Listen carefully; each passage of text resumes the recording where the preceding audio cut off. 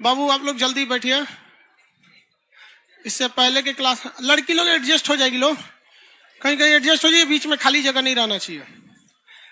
ये जो एक लाइन है ना, इस पे 15 लड़की कम से कम रहनी चाहिए एक लाइन में, ऐसे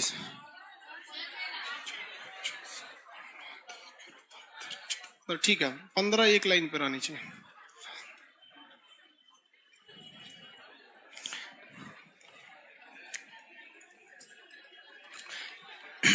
चलिए बाबू यहां देखिए ध्यान से, आप लोग इधर देखो बाबू, वहां क्या लिखा है? गर्ल्स का सीट है। अरे वो हमको लगता है उसमें कोई डिफेक्ट है, वो लड़का नहीं है, वो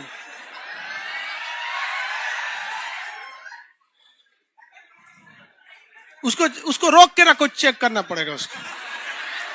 तो लड़का नहीं है, वहां बार बार लिखा है यहां तक लड़की का सीट है, तो मतलब जब सीट है तो सीट है, आप वहां बैठ के डिस्टर्ब ना करें किसी को। ये छोटका खड़ा हो तुम।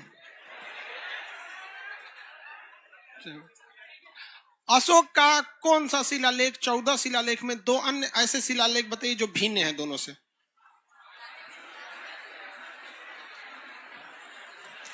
थोड़ा याद रहे चाहे ना रहे, मुस्कुराएगा तो जरूर।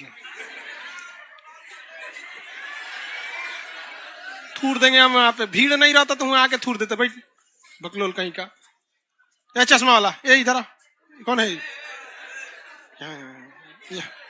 तो यहाँ ना एक सवाल पूछ।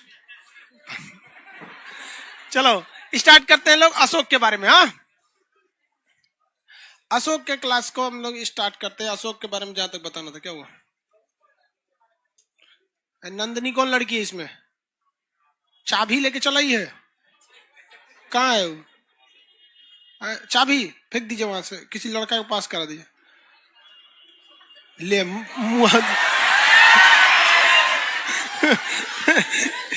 इसका मुआ होती रहती।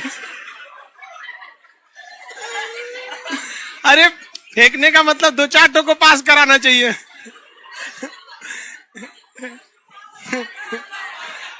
लड़की एक तो कोई चीज फेंकने को कह दो, लड़की को तो अजीब है फेंकेंगी सही। समझे में नहीं आता, वो जाएगा किधर, मुंह फोड़ दी रहती इसका। अशोक के बारे में चलो अब ध्यान से हम लोग समझते हैं, टॉपिक पे आते हैं। अशोक एक महान शासक था, इसमें कोई डाउट नहीं है। योद्धा भी महान था, इसमें किसी को कोई डाउट नहीं है। हल्ला नहीं करोगे आवाज जाएगा, ठीक है? एक आदमी की आवाज आप 3-4 हजार रहेगा, सब मिलके हल्ला करेगा तो कहां से आएगा? सुनो ध्यान से, अशोक को आप जान ले लेते हैं लोग, बहुत जी गया, खत्म करते हैं। अशोक मरा था कि नहीं? चलिए अब इनको धीरे धीरे निपटाते हैं। अशोक का समय यानी मौर्य काल में, मतलब मौर्य वंश के समय, जो प्रशासनिक व्यवस्था देखिए, प्रशासन करना बड़ी टफ होता है, उसमें हायरार्की फॉलो करना होता है। हायरार्की मतलब पद सोपान, ना आपको हायरार्की समझ में आया और ना पद सोपान समझ में आया। मतलब जो एडमिनिस्ट्रेटिव स्ट्रक्चर है, आपको अगर कोई दिक्कत हो तो थाने में जाते हैं, उसके ऊपर देखेंगे तो एसडीएम, सीओ, फिर ये आपका डीएम, कमिश्नर, सेक्रेटरी बहुत बड़ा पद होता है, सचिव बोलते हैं उसको, सचिव। अधिकारी लोग को छुट्टी उट्टी वही देते हैं, सचिव से ही पूछ पाछ के मुख्यमंत्री लोग कोनो काम करते हैं। मतलब इन लोग को क्या आता है, बहुत ज्यादा इन लोग का फील्ड एरिया राजनीतिक नॉलेज होता है, ऐसे कोई किताबी तो होता नहीं उतना, तो सचिव का पद। उसी तरह जब मौर्य काल में जो आप प्रशासनिक व्यवस्था देखेंगे तो सबसे ऊपर होता था राजा, सबसे ऊपर राजा, उसके नीचे युवराज, राजा के नीचे सबसे पहला कौन था भैया? राजा, ये तो वंशानुगत था। उसके नीचे युवराज। अब आपको भी पता होगा कि बिंदुसार के 2 युवराज थे, सुसीम और अशोक। कली बताइए तो श्रीनगर की स्थापना किसने किया? कश्मीर के विद्रोह को दबाने के लिए पहले किसे भेजा गया और बाद में दबा किसने दिया? अशोक। तो ये 2 लोग तो हो गए भैया, राजा के नीचे युवराज। अब प्रांत बना दिए गए थे, स्टेट, प्रांत बनाया गया था स्टेट। तो प्रांत का था प्रांतपति। क्या था? प्रांतपति, पति का अर्थ ध्यान रखने वाला, प्रांतपति। ये क्या देखता था? स्टेट। अब जब स्टेट देखता था तो आपको एग्जाम में क्वेश्चन पूछेगा भी, तो कौन कौन स्टेट थे? तो पहले 4 स्टेट थे, अशोक ने कलिंग जीत के एक और स्टेट मिला लिया, तो अशोक के समय कितने हो गए? 5 हो गए। ऐसे अशोक को मिला कितना था? 4। क्या जीत लिया इसने? कलिंग पर कई बार आक्रमण हुआ है, लेकिन पूरी तरह कलिंग को जीता किसने था? अशोक।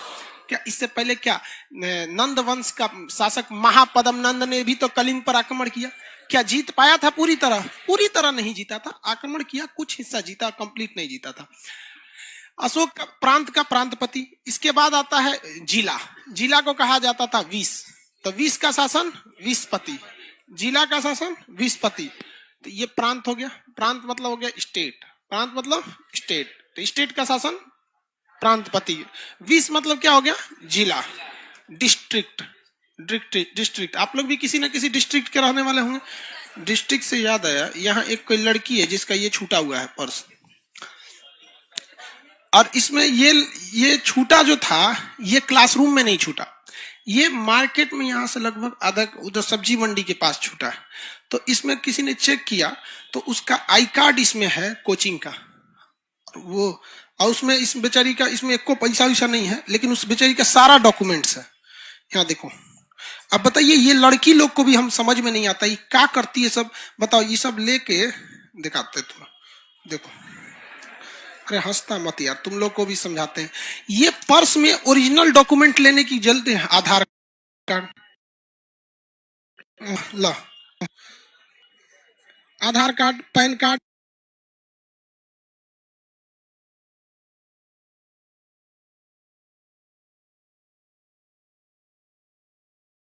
वहां घर भेज देंगे।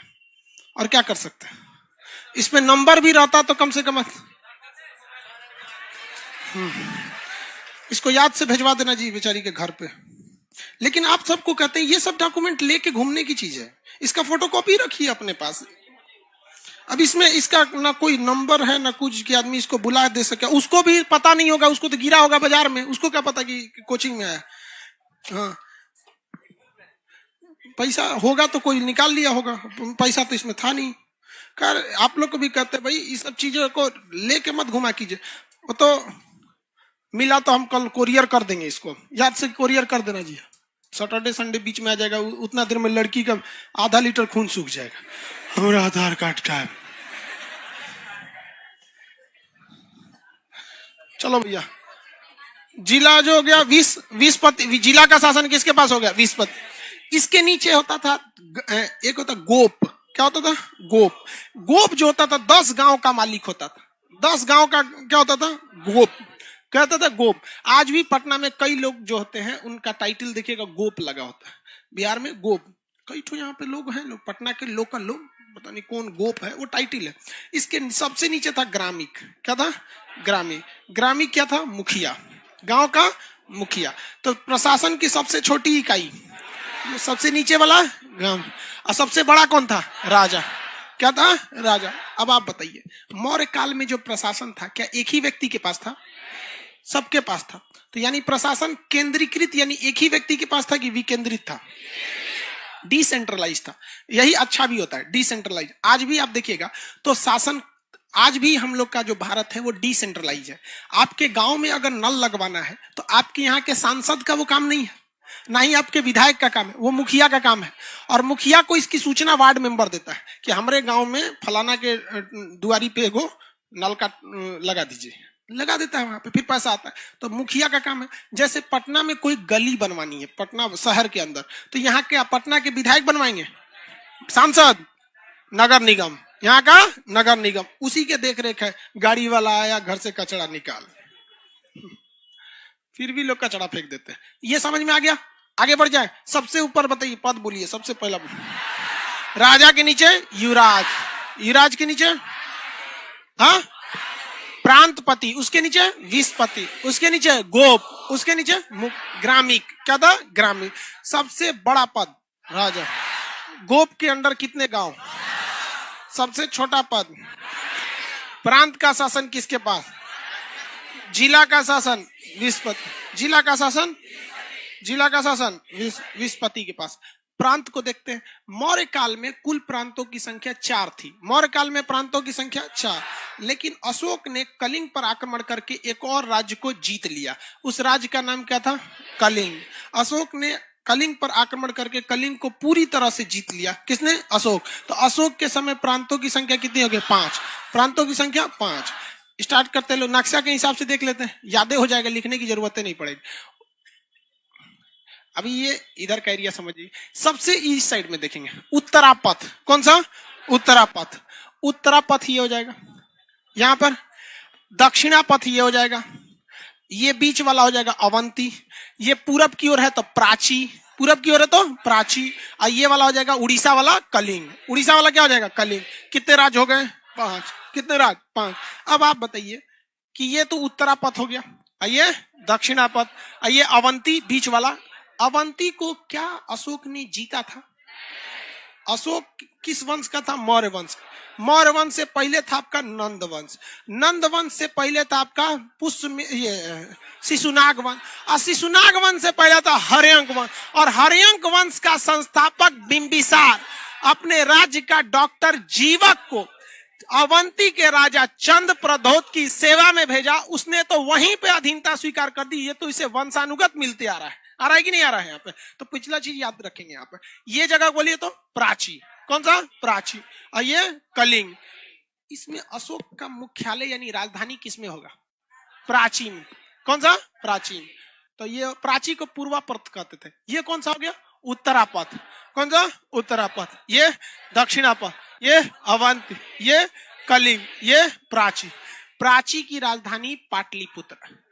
प्राची इसी में था तो प्राची की राजधानी, प्राची की पाटलिपुत्र, प्राची की कलिंग की तोसली, कलिंग की तोसली, कलिंग की कलिंग। देखिए हम पहले वही बता रहे जो आपको थोड़ा बहुत आइडिया। उत्तरापथ का बताइए तो तक्षशिला। उत्तरापथ का तक्ष, उत्तरापथ, दक्षिणापथ स्वर्णगिरी, दक्षिणापथ स्वर्णगिरी महाराष्ट्र में। कहा? महाराष्ट्र। तो दक्षिणापथ स्वर्णगिरी। अब आ गए अवंती। अवंती का उज्जैनी, उज्जैनी। अवंती का उज्जैनी, उज्जैनी या उज्जैनी बतिया बराबर है, वही चीज है, उज्जैनी। तो टोटल अशोक के समय कितने राज? कितने राज? लेकिन मौर्य काल में, मौर्य काल में अच्छा किसी कोई दिक्कत नहीं ना। उत्तरापथ की राजधानी तक्षशिला, दक्षिणापथ की स्वर्णगिरी। तक्षशिला तो पाकिस्तान के रावलपिंडी में चला गया, अभी वर्तमान में विभाजन जब हो गया। स्वर्णगिरी महाराष्ट्र दक्षिण भारत में है। अवंती की राजधानी उज्जैन। अवंती की राजधानी प्राची का, प्राची को पूर्वी प्रदेश भी कहा गया क्योंकि पूरब में है।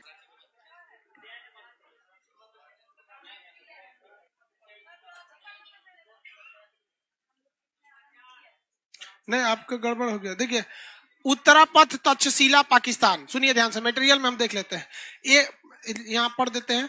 5 थे जो निम्नलिखित है प्रांत और राजधानी। उत्तरापथ का तक्षशिला, दक्षिणापथ स्वर्णगिरी, अवंती उज्जैनी मध्य प्रदेश, प्राची यानी मध्य पाटलिपुत्रा। प्राची को मध्य प्रदेश बीच में लिख दिया ना, उसको पूर्वी प्रदेश बना लीजिए। क्या बना लेंगे? पूर्वी प्रदेश। गलती से मिस्टेक हो गया, बहुत ज्यादा गलती है। आई थोड़ा थोड़ा चलता है। अगर गलती ना रहे तो आप मटेरियल को ध्यान से पढ़ेंगे ही नहीं। पढ़ते हैं ना, उतना तो होशियार हैं आप लोग। ब्रैकेट में लिख लीजिए। समझ में आ गया कि नहीं आ गया? हाँ कोई दिक्कत? किसमें सही करना है? अभी सोया था ये। चलो भाई यहां देखो, आगे बढ़े। 11 तारीख से ज्योग्राफी होगा। हैशटैग ज्योग्राफी क्लास लिखता है। शिवरात्रि 11 तारीख को है। 1 नंबर महाकाल, 1 नंबर महाकाल।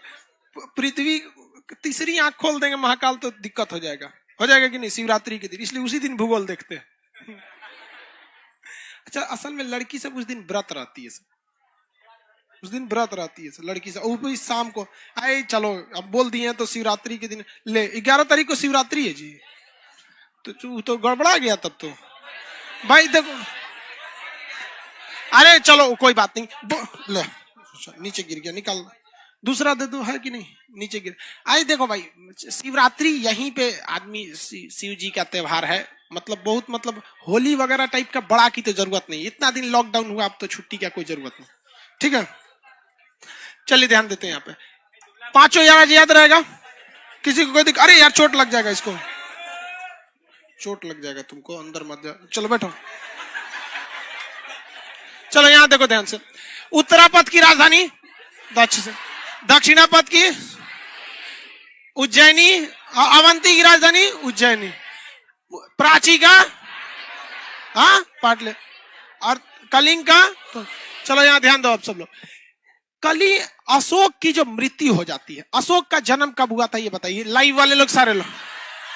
304 ईसा पूर्व। अशोक ने अपना राज्याभिषेक कराया 259 ईस्वी को। अशोक के समय जो कलिंग युद्ध हुआ, जो राज्याभिषेक के 8वें वर्ष यानी 261 ईसा पूर्व, कलिंग की मृत्यु, अशोक की मृत्यु हो गई 232। देखिए लिखा है कि नहीं, लाइन नीचे लिखा हुआ, हाँ लिखा सही है। सुनिए ध्यान से, अशोक की मृत्यु 232 ईसा पूर्व जब हो गई तो अशोक का जो बेटा आया जिसका नाम था कुणाल, अशोक का बेटा कुणाल योग्य नहीं था। इवन कि अशोक के बाद जो भी आया वो योग्य नहीं था।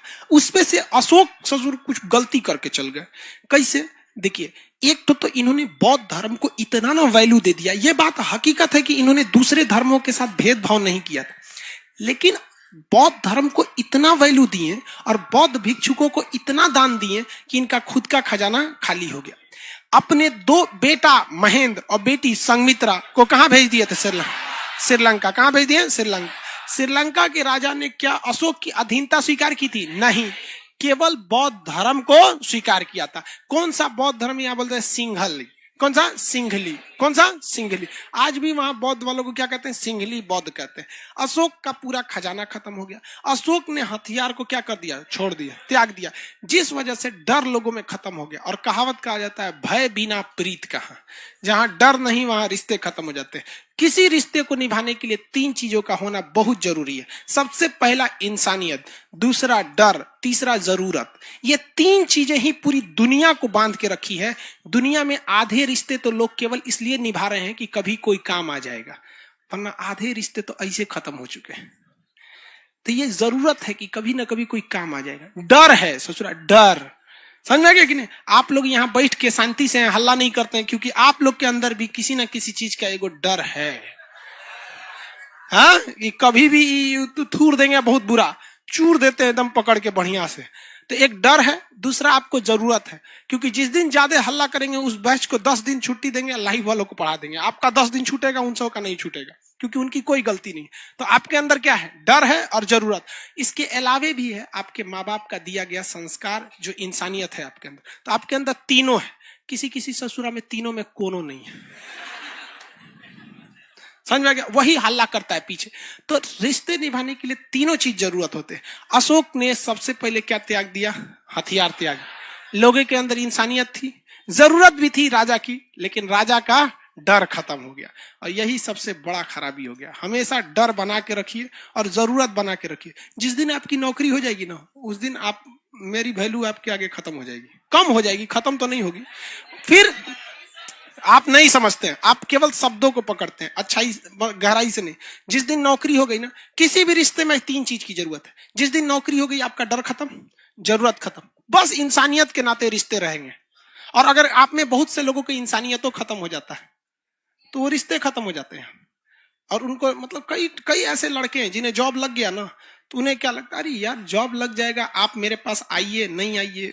तो ये बहुत, हमको कोई इफेक्ट नहीं पड़ता, लेकिन एक खुशी होती है कि माँ बाप ने आपको जन्म और संस्कार दिया, पढ़ाई लिखा, तो हम ही आपके आ जाने से या आपका एगो लड्डू खा लेने से हमारा जीवन पार ना हो जाएगा। लेकिन अपने आप पे थोड़ा खुशी होती है कि चलो, जिनको डांट उठ के जमीन पे बढ़ाए थे वो सब का हो गया। आते भी हैं, सब लड़का आता है यहाँ पर, ऐसा नहीं है, मिठाई उठाई लेके आता है। वो कब आता है? जब सैलरी मिल जाता है, क्योंकि आधा किलो मिठाई लेवे नहीं करते क्योंकि जानते ही चाचा इसके बाद ही दोबारा ना मिलेगा लग लो इसको आप।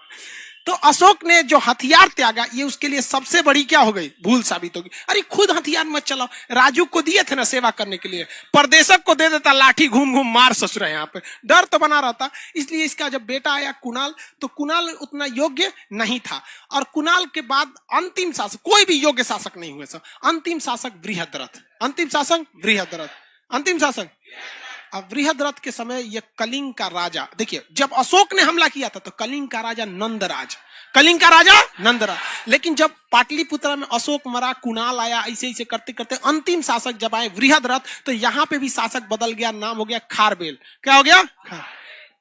कह दिया कलिंग अलग, कलिंग अलग। तो अशोक ने कलिंग को क्या किया था? जीता था। लेकिन अशोक का मौर्य वंश के अंतिम शासक बृहद्रथ के साथ कलिंग क्या हो गया? भारत से अलग हो गया, और इसके कोई भी योग्य शासक नहीं बचा। इसके अधिकारी लुटेरे हो गए, जहां तहां पैसा लूटने लगे लोग, प्रांतपति, विषपति, ये सब घूसखोर हो गए, सब भ्रष्टाचार बढ़ गया, जिस वजह से इसके दरबार में मतलब चोर वाले अधिकारी ज्यादा घुस गए सब। इस वंश का अंतिम शासक बृहद्रथ थे, थे बकलोल। उन्होंने पुष्यमित्र शुंग को अपना सेनापति नियुक्त कर दिया। किसे किया? पुष्यमित्र शुंग। पुष्यमित्र शुंग ने कहा कि सचुराई तो बकलोल है, इसको राजा बन के क्या होगा। और इतिहास से गवाह है कि हर्यंक वंश का अंत उसी के सेनापति ने किया। हर्यंक वंश के बाद शिशुनाग वंश का अंत उसी के सेनापति ने किया।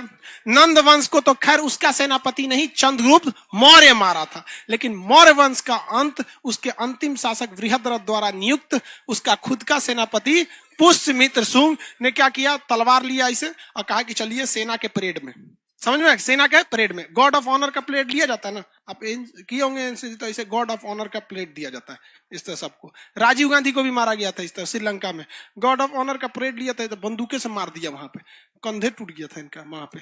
तो वो कभी अलग बात है उसका, समझ में आ गया कि नहीं आ रहा? तो अशोक ने बृहद्रथ को उसने क्या कहा कि चलिए हम आपको क्या करते हैं, मतलब परेड में ले जाते हैं। अब परेड में ले गया, एगो सिपाही को सिखाया था कि मार देना, गटैये काट देना सीधे, तो जाके सैल्यूट ले रहे थे, इसे मार के छपाक से गटैये उड़ा दिए, जा यहाँ पे खत्म हो गया बृहद्रथ। और किस वंश का अंत हो गया? मौर्य वंश का अंत हो गया। और मौर्य वंश का अंत करने वाला खुद उसी वंश का सेनापति पुष्यमित्र शुंग। और कहा कि भाई राज्य तो वही रहेगा, राज्य तो वही रहेगा, बस कलिंग अलग हो गया था, राज्य क्या रहेगा? वही रहे।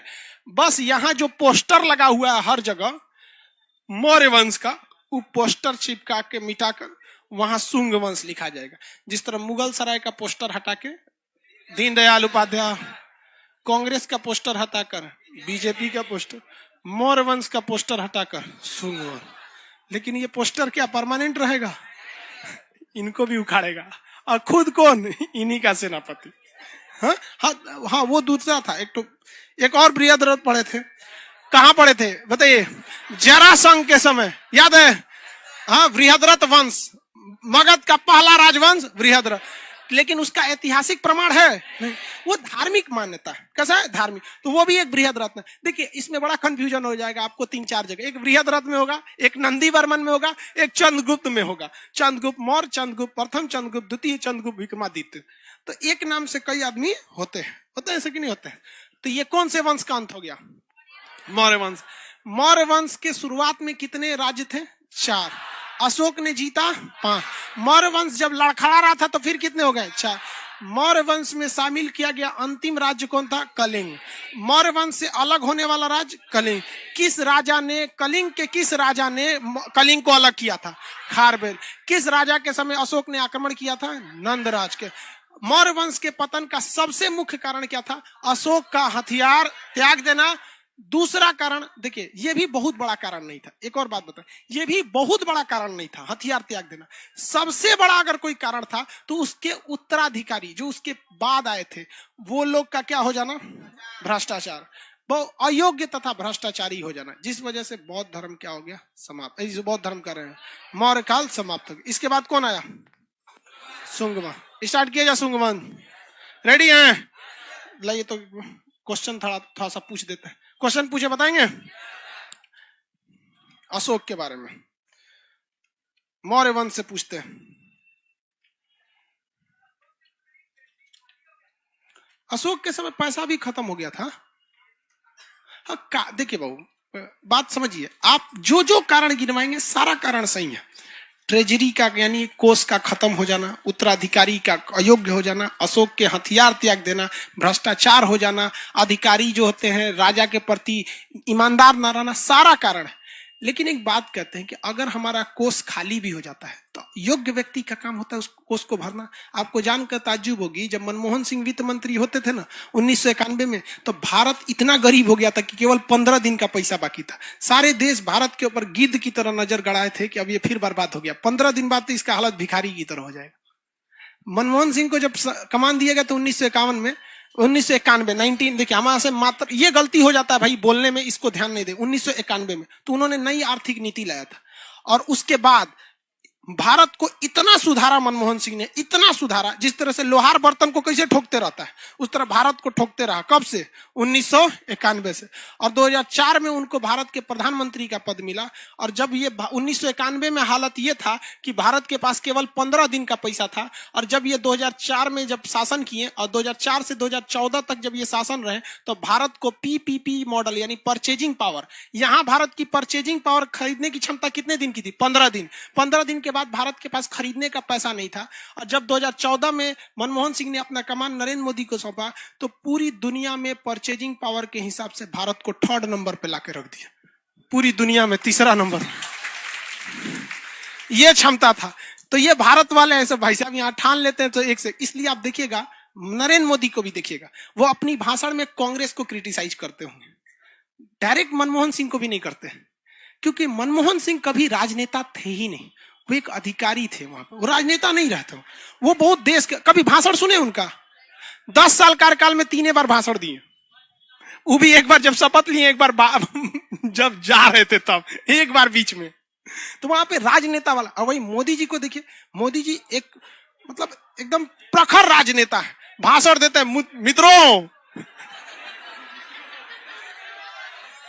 चुप, चलो ध्यान से देखो आगे। देखिए इस वंश, नंद वंश के संस्थापक महापदम नंद, मौर्य वंश के संस्थापक चंद्रगुप्त, सेल्यूकस निकेटर ने जब भारत पर आक्रमण किया तो भारत का राजा, सिकंदर ने जब भारत पर आक्रमण किया तो राजा, हाँ, चंद्रगुप्त मौर्य का बंगाल में जो अभियान, जो अभिलेख मिला है उसका नाम क्या है? महास्थान अभिलेख। चंद्रगुप्त मौर्य के किस अभिलेख से अकाल की जानकारी मिलती है? हाँ, सागौर अभिलेख। ऐसे मरियल की तरह बोलेगा लोग दिमाग खराब हो जाता है। सागौर अभिलेख कहां पर है? गोरखपुर में।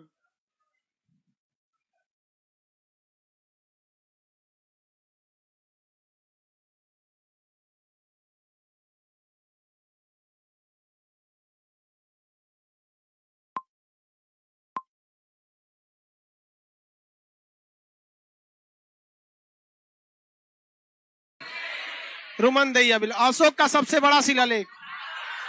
अशोक को शिलालेख लिखने की प्रेरणा किससे मिली थी? डेरियस से। अशोक को पत्थर कहां से मिला था? हाँ, चुनार से मिला था। अशोक के किस अभिलेख को रानी का अभिलेख कहते हैं?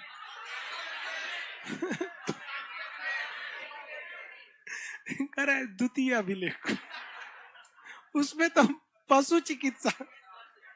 कौशाम्बी अभिलेख, उसे इलाहाबाद कौन लाया था? अशोक का सबसे बड़ा अभिलेख।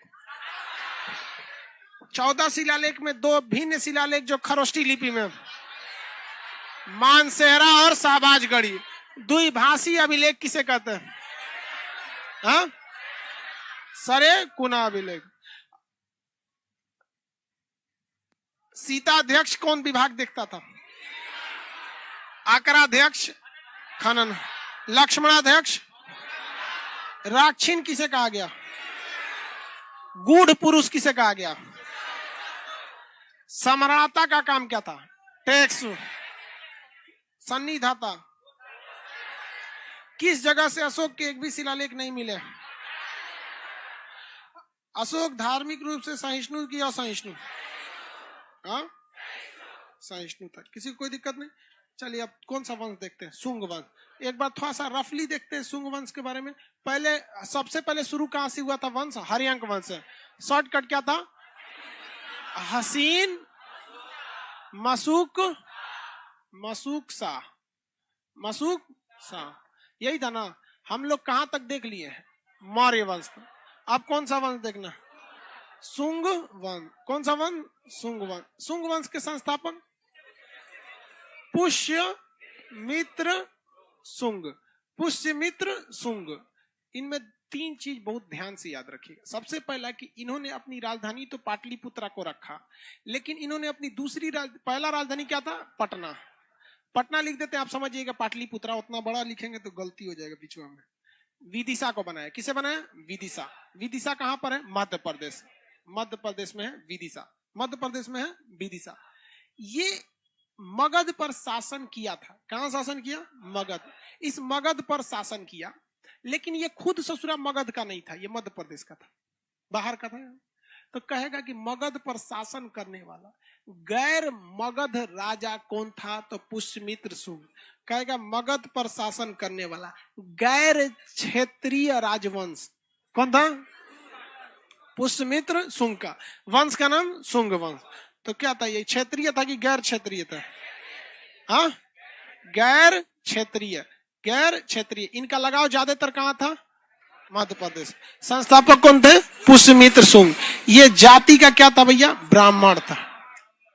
ऐसे ब्राह्मण ऐसे लिखाता है जी, ऐसा ही लिखा गया यहाँ पे। जाति का क्या था भैया? ब्राह्मण। पुष्यमित्र शुंग जाति के क्या थे? ब्राह्मण। और इनको सबसे ज्यादा एलर्जी था तो बौद्ध धर्म से। किसे? बौद्ध। जरा देखिए तो, जस्ट इसके पहले है मौर्य वंश। सबसे ज्यादा अगर बौद्ध धर्म का विकास कहीं हुआ तो किसमें? उसके बाद आया शुंग वंश। बौद्ध धर्म के पीछे भाई साहब ये हाथ धोके पड़ गया। ध्यान से समझिए, साउंड बढ़ाने के लिए बोल रहा है जी, देखना। तो इसने बौद्ध धर्म को उजाड़ने के लिए ना, जितने बौद्ध स्तूप थे जहां पूजा, देखिए स्तूप वो जगह थे जहां पे बौद्ध धर्म की पूजा आराधना की जाती थी, और चैत्य उस जगह को कहा जाता था जहां पर वो लोग भिक्षुक वगैरह रहते। तो ये लोग जो बौद्ध स्तूप था उसको तोड़वाना चालू कर दिया। जितने बौद्ध धर्म के मठ, स्तूप, संघ वगैरह थे सबको क्या कर दिया? तोड़वाना चालू कर दिया। बहुत ज्यादा तोड़वा दिया यहाँ पर। लेकिन ऐसा नहीं है कि केवल तोड़वाया, इसने 2 स्तूप का पुनर्निर्माण भी कराया। पुनर्निर्माण नहीं मतलब डेकोरेशन कराया, जिसमें एक है सांची का स्तूप। उसकी जो खिड़कियां थी ऐसे नॉर्मल थी, तो उसके साइड साइड में तांबे का क्या लगवा दिया? चौखट लगवा दिया, ताकि सुंदर लगे। और एक और मध्य प्रदेश में ही अभिलेख है, भरहुत अभिलेख। उसकी जो खिड़की थी उसको बेहतरीन पत्थर से करा दिया। जैसे ताजमहल भी तो पत्थर का ही है ना, तो बेहतरीन पत्थर से क्या किया? लगा दिया। संगमरमर नहीं लगाया, पत्थर में भी कई कैटेगरी होते हैं, सब बेहतरीन पत्थर। तो ये बौद्ध विरोधी था या बौद्ध विरोधी था? बौद्ध विरोधी था। लेकिन इसने 2 स्तूप का निर्माण कर, मतलब सचा। एक कौन था? सांची का स्तूप। सांची का स्तूप कहां पे? मध्य प्रदेश में। दूसरा भरहुत अभिलेख, कौन सा? भरहुत अभिलेख, ये भी कहां है? मध्य प्रदेश में। बताइए, इसे किस चीज का करा दिया? तांबा का। किसा? तांबा का। ऐसे पत्थर से खिड़कियों को, सांची के स्तूप की खिड़कियों को क्या किया था? बेहतरीन ढंग से तांबा का करा दिया। और भरहुत अभिलेख मध्य प्रदेश में, उसको किसने करा दिया? पत्थर का करा दिया था। ये बौद्ध विरोधी था। इसके समय बौद्ध धर्म का बहुत ज्यादा क्या हुआ था? रुकावट आ गया। तो आप बताइए किस धर्म का विकास हुआ होगा? ब्राह्मण धर्म का। कौन धर्म? ब्राह्मण थे, यहाँ लोग ब्राह्मण थे। इसके समय में 4 प्रमुख पुस्तकों की रचना हुई। जातक ग्रंथ की रचना किसके समय हुई? पुष्यमित्र शुंग के। जातक की रचना पुष्यमित्र शुंग। जातक ग्रंथ किससे संबंधित है? बौद्ध धर्म से। इसी के समय अष्टाध्यायी की रचना की गई। पाणिनि ने क्या रचना किया? अष्टाध्यायी। पाणिनि ने अष्टाध्यायी की रचना किया। पाणिनि की पुस्तक का नाम क्या? अष्टाध्यायी। पाणिनि की पुस्तक का नाम अष्टाध्यायी। कितने लोग बता सकते हैं इसका संबंध किससे? व्याकरण से। महाभास, पतंजलि ने क्या लिखा? महाभास। पतंजलि ने महाभास। महाभारत नहीं, महाभास। महाभास किसने लिखा था? पतंजलि ने। महाभास लिखा था पतंजलि ने। महाभास की रचना पतंजलि ने किया था। इसके अलावे मनु ने लिखा मनु स्मृति। किसने लिख दिया? मनु स्मृति। मनु स्मृति। इसके समय 4 प्रमुख पुस्तकों की भी क्या की गई? रचना की गई। इसने अपनी राजधानी रखा पटना था, लेकिन सांस्कृतिक राजधानी फिर लेके कहां चला गया? विदिशा लेके चला। ये इस क्षेत्र का था कि गैर क्षेत्रीय जाति से। भाई साहब, भारत में ना जाति की लड़ाई बड़ी हुई है। धनानंद जो का बाबूजी जो था, महापदम नंद, वो क्षत्रिय के पीछे पड़ गया। क्या कर लिया? सर्व छत्रांतक। ये भाई साहब बौद्ध के पीछे पड़ गया। आवाज को क्या हो गया जी? बैटरी है, मिक्सचर पुराना हो गया तो उसको चेंज करवा दो। लड़का सब महाभाष्य समझ में गया? ये पतंजलि थे, पतंजलि बहुत बड़े ब्राह्मण थे, यज्ञ वगैरह की जानकारी वगैरह महाभाष्य में। तो 4 प्रमुख पुस्तक की रचना हुई। जातक ग्रंथ, पाणिनि ने अष्टाध्याय, पतंजलि ने महाभाष्य, मनु ने मनुस्मृति। पहला राजनीति से संबंधित पुस्तक मनुस्मृति, मतलब शास्त्र, मतलब राजनीति शास्त्र से संबंधित होगा। इसके समय में विदेशी आक्रमण भी हुआ। इसके समय क्या हुआ? विदेशी आक्रमण हुआ। तो विदेशी आक्रमण इसके समय हुआ 2-2 बार। विदेशी आक्रमण हुआ। कितने आक्रमण हुए? 2 आक्रमण हुआ। कितने आक्रमण हुए? 2। देखिए आप में लिखा है कि नहीं? साथ यवन लिखा है बीच में। इसके समय विदेशी आक्रमण हुए। ब्रैकेट में क्या लिखा है? यवन। या 2-2 हुए थे पुष्यमित्र सिंह के समय। डेमेट्रियस था और मिनांडर, 2-2 थे, प्रमुख थे सब, डेमेट्रियस और मिनांडर। डेमेट्रियस जो था वो बहुत ही योग्य नहीं था, मिनांडर थोड़ा थोड़ा ठीक था। तो इसके समय विदेशी आक्रमण कितने हुए? 2। कितने विदेशी आक्रमण? 2। एक का नाम डेमेट्रियस। कौन था? डेमेट्रियस। डेमेट्रियस। दूसरा मियांडर। कौन था? मियांडर। ये आक्रमण किस देश से हुए थे? यवन से। कहां से? यवन से। यवन समझ रहे हैं ना? सिकंदर का जो एरिया था, यवन वाला, सिकंदर वाला एरिया। तो इसके समय कितने विदेशी आक्रमण हुए? 2। कितने विदेशी आक्रमण हुए? 2। एक का नेतृत्व किसने किया? डेमेट्रियस। दूसरे का? एक का डेमेट्रियस, दूसरा। इन दोनों में ही पुष्यमित्र शुंग जीत गया। दोनों में ही क्या हो गया? जीत गया। और दोनों ही लड़ाई इसने खुद नहीं किया, अपने बेटे अग्निमित्र को भेज दिया। किसे भेज दिया? अग्निमित्र ने किसे हरा दिया? और अग्निमित्र ने किसे हरा दिया? मिनांडर। लेकिन ये लड़ाई जीत के जब आ रहा था ना, तो इसका 2-4 महीना तक पता ही नहीं चला। इसका बेटा कौन? अग्निमित्र। पता ही नहीं चला कहां गया इसका बेटा। अजब टाइप का था, इधर उधर घूम रहा था, पता ही नहीं चला कहां। इसको डर लग रहा था पुष्यमित्र शुंग को कि हमारा बेटा मरा गया क्या यहाँ पे युद्ध में। असल में युद्ध के बाद जब आ रहा था ना, तो इसको प्रेम हो गया रास्ते में। लड़की का नाम था मालविका। क्या नाम था? मालविका। इस जो कौन सी था? अग्निमित्र। इस दोनों का जो चक्कर चला, इस सारा चक्कर को लिख दिया कालिदास ने। पूरा शुरुआत से लेके लास्ट तक ये सब कैसे उसको लाइन मार रहा था, कैसे मुस्कुराया, कैसे फंसाया, कैसे उसको डेरी मिल्क दिया। इससे डेरी मिल्क अगर कोई लड़का खरीद रहा है ना, तो 90% संभावना है अपने लिए नहीं खरीद रहा है। समझा कि नहीं? लड़का सबको अच्छा लगता है। हाँ, बहुत पुराना है डेरी मिल्क। चलो ध्यान से देखो, सब सीबीएसई वाला खाता है, नाश्ता में डेरी मिल्क खाएगा। सारा का सारा किताब में किसने लिख दिया? कालिदास। और किताबों को नाम लिख दिया मालविकाग्निमित्र। किताब का नाम क्या लिख दिया? मालविका। समझ में आ रहा है? तो मालविकाग्निमित्र में किसके प्रेम की चर्चा है? मालविका और अग्नि। इतिहास गवाह है ससुराई, प्रेम का चक्कर सदियों से चलते आ रहा है। बहुत खराब है ये चक्कर, समझ रहा है ना बाबू भैया? बहुत खराब चक्कर है ये सब। इस सब चक्कर में नहीं रहना चाहिए। खैर, हमारे समझाने ना समझाने से आपको रत्ती भर फर्क नहीं पड़ता है, सब समझ जाएगा। ये सब नहीं समझेगा सब आप लोग। चलो ध्यान से देखो। स्टडी से प्रेम करो, अपने करना बहु है। स्टडी से प्रेम करो यार, दूसरे को समझा रहा है। देखो ये सब लाइन में देखो भाई, प्रेम व्रेम वाला लाइन बहुत खराब होता है। इस लाइन में जो गया वो तभी लौटेगा जब वो लात खाएगा।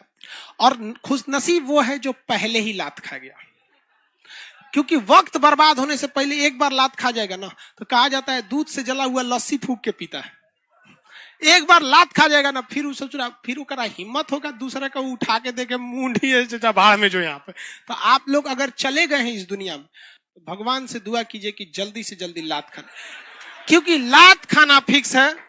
लेकिन यही है कि पहले लात खा जाएंगे तो टाइम बच जाएगा, नहीं तो अभी क्या हो जाएगा, करियर भी जाएगा, टाइम भी जाएगा। तो दोनों को हराने का काम किसने किया? अग्निमित्र। डेमेट्रियस को हराया अग्निमित्र। अब मीनांडर को हराया। मीनांडर हार के जा रहा था, तब तक रास्ते में मिल गए नागसेन। कौन मिल गए? नागसेन। मीनांडर को कौन मिल गए? नागसेन। तो नागसेन ने इनको बौद्ध धर्म की शिक्षा दिया। किसकी शिक्षा दिया? बौद्ध धर्म। तो मीनांडर को बौद्ध धर्म की शिक्षा किसने दिया? ना। और इसकी जानकारी उन्होंने एक पुस्तक में लिखी जिसका नाम है मिलिंद पन्हो। नाम क्या है? मिलिंद पन्हो। क्या नाम है? मिलिंद पन्हो। मिलिंद पन्हो क्या चीज है? तो एक पुस्तक है। इस पुस्तक में किन दो लोगों के वार्तालाप, बातचीत की चर्चा है? मीनांडर और नागसेन। मीनांडर पहला यवन आक्रमणकारी था जिसने कौन से धर्म को अपना लिया? बौद्ध धर्म को अपना लिया था। तो मिलिंद पन्हो क्या है भैया? किताब है। मिलिंद पन्हो क्या है? किताब है। इसकी जानकारी किस किताब में? मिलिंद पन्हो। मिलिंद पन्हो ये क्या है? किताब है। इन दोनों को हराने का काम किसने किया था? अग्निमित्र। अग्निमित्र ने इन दोनों को हरा दिया था। मालवी का अग्निमित्र किसने लिखा है? कालिदास ने। किसने लिखा है? काली। इस सचुरा को लगता था पुष्यमित्र सुंग को कि हम ही बहुत बड़ा शेर है। क्या है? हम ही बहुत बड़ा शेर है, क्योंकि दुद्दू को हरा दिया तो मन बढ़ गया। तो इसके दरबार में पुरोहित थे। पुरोहित मतलब पंडित जी। पंडित जी का नाम था, देखो कहां गया? पतंजलि, महाभास वाले पतंजलि। पतंजलि से कहा कि देखो हमारा बेटा जो है अग्निमित्र, ये जो है बहुत बड़ा योद्धा है, ठीक है, भले अभी इधर उधर चक्कर में फंस गया, वो अलग बात है। यहाँ पे लड़का सब जो होता है ना, लड़के की प्रेम जो होता है मेहंदी की तरह होता है। एक बार चढ़ गया ना तो फिर वो उतर जाएगा कुछ दिन में। ये बात भली भांति किसको पता था? पुष्यमित्र सुंग। लेकिन ये बात अफसोस की बात है, आज तक किसी लड़की को पता नहीं चला। लड़का जब उसको डेमो देता है ना, अरे बात तुम कितनी अच्छी हो रही है, जो लड़के के प्रेम पर भरोसा कर रही है। हम गलत बोल रहे हैं? ये वही कहेगा गलत जो अभी डेमो दे रहा है। तो ये बात किसको पता था? पुष्यमित्र सुंग को, कि अग्निमित्र अभी ना पगलाया है, ये मेहंदी धीरे धीरे उतरेगी जब। और एक वक्त आता है कि मेहंदी ऐसे उतरती है कि दिखने पे याद भी नहीं रहता है कभी मेहंदी भी लगा। तो तू लोग ऐसा खचरा है लोग कि कोई वक्त था जब आप अपने कॉलेज लाइफ में हुए होंगे, मैट्रिक या उससे पहले, तो कोई आपकी जिंदगी किसी के नाम से शुरू होती होगी, खत्म होती होगी, और आज उसका नाम भूल गए होंगे लोग। ये जीवन की सच्चाई है। जो इसे समझ गया उसके लिए जीवन बड़ा सरल है, क्योंकि छोटी सी जिंदगी में क्या क्या ठोकरें खा के सहेंगे। समझदार इंसान वही होता है जो दूसरों के ठोकर से खुद कुछ सीख ले सके। तो ये जानता था। ये क्यों जानता था? हमको लगता है अपने समय में यो कचरे हो गए। ये कहा कि मेरा बेटवा सुधर जाएगा, आप 2 गो अश्वमेघ यज्ञ कराइए। अश्वमेघ यज्ञ बताइए, घोड़ा छोड़ दिया जाता है, और जो अजुराएगा, जहां तक घोड़ा गया मेरा। अब पीछे से फौज चलती थी, सोचा तैयारी में आ रहा है यहाँ पे। अब हट गए लोग, तो 2-2 तो अश्वमेघ यज्ञ किसने कराया? पुष्यमित्र। अश्वमेघ यज्ञ, कितने अश्वमेघ? अश्वमेघ यज्ञ। अश्वमेघ यज्ञ किसने कराया? कितने यज्ञ कराए? किसके नेतृत्व में? इसलिए अरे बोल मत, गड़बड़ा जाएगा।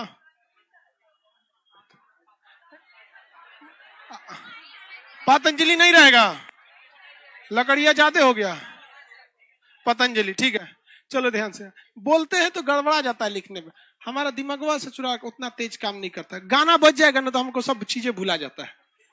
मतलब अगर गाड़ी में गाना बजा दिए, हम अगर चला रहे हैं गाड़ी और अगर गाना बजा दिए तो सोचो हम लड़ा देंगे। अरे ज्यादा ध्यान का नहीं। आप लाइफ में मल्टीपल फोकस नहीं कर सकते किसी चीज पे। मल्टीटास्किंग कर सकते हैं, मल्टीपल फोकस नहीं कर सकते। इसका मतलब या तो आप गाने पे फोकस कर रहे हैं या तो ड्राइविंग पे फोकस कर। तो हम सोचो सिंगल फोकस हो पाता है। तो अश्वमेघ यज्ञ कितने कराया? 2। किसके नेतृत्व में? पतंजलि। इसका मन बढ़ गया, सोचा 2 को अश्वमेघ करा के बहुत बड़ा अच्छा खासा जमीन मतलब कब्जा कर लिया। और इतना होशियार था सब ना, जानता था कि ऊ राजा बढ़िया है तो उधर से घोड़वा हाँक लेता था, इधर इधर इधर थूर देगा वहां पर हम। जो बेचारा कमजोर राजा है, छोट मोट, उधरे हाँक देता था, हाँक देता था उधर।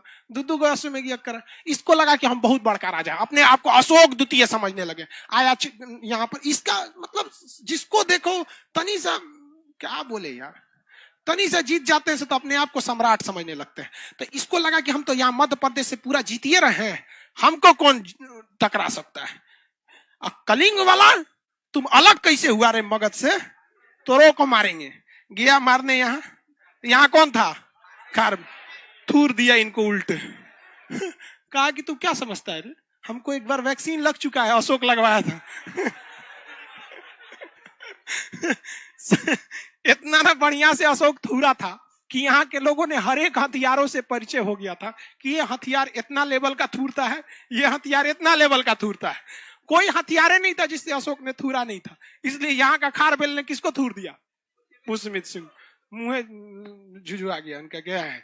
इनको लगता था कि दो यमन आक्रमणकारी को मार दिए और घोड़ा छोड़ के हाँक दिए, सब जीत जाएंगे।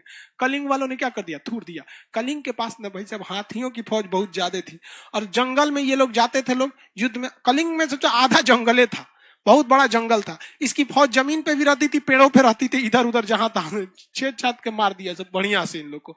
तो यहाँ पतंजलि मतलब ये पुष्यमित्र शुंग हार गए थे।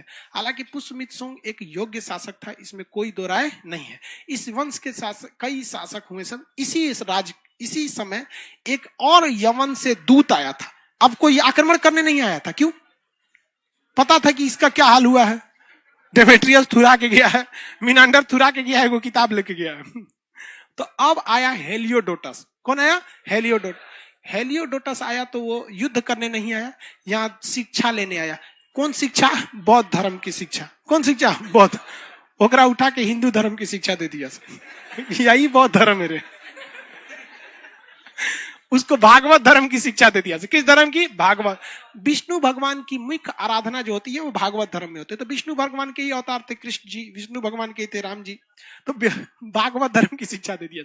उसको लगा कि हम कौन सा धर्म ले रहे हैं, खूब मन से पढ़ रहा था। और जब पढ़ लिया भागवत धर्म तो कहा कि यही ठीक है। यही क्या है, ठीक है। बचपन से लेके जब तक मर नहीं जाता है व्यक्ति को संस्कारों में बांध दिया जाता है कि अगर तुम अपनी माँ के गर्भ में हो तो वो भी एक संस्कार है, पूजा पाठ है। जन्म लिया, मुंडन से लेके, जनेऊ से लेके, शादी ब्याह से लेके, एक संस्कार में जीवन को 16 संस्कार में बांध दिया गया। अब बाकी धर्म में ससुरा हो गया, काम खत्म, संस्कार बाढ़ने के लोग। तो उसने कहा कि भाई साहब देखो यही धर्म को अपना लेते हैं। तो भागवत धर्म किसने अपना लिया, हेलियोडोटस। क्या हेलियोडोटस आक्रमण करने आया था, हाँ, वो शिक्षा लेने आया था। कौन सा शिक्षा मिला इसको, भागवत धर्म। कौन सा शिक्षा, भागवत धर्म। तो भागवत धर्म की शिक्षा मिल गई। अब टाइम आउट हो गया, आगे पढ़ा के शुंग वंश को खत्म कर देंगे, ठीक है। टाइम आउट होने से एप्लीकेशन वालों का अपने से कट जाता है। वैसे भी आप लोग का कहीं और भी क्लास होता होगा तो डिस्टर्ब हो जाएगा।